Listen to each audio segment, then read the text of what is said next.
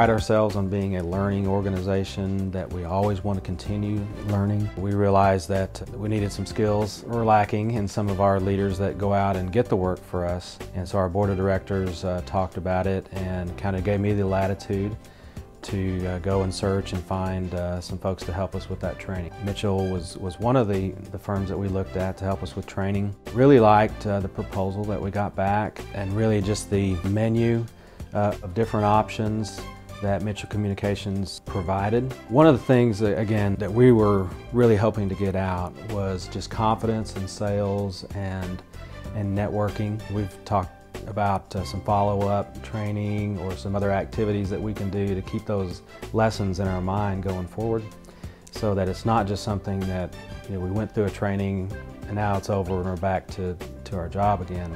And we've got to keep that fresh in our mind. We've just come out of the training, and so we're excited to see how this is going to be beneficial for us.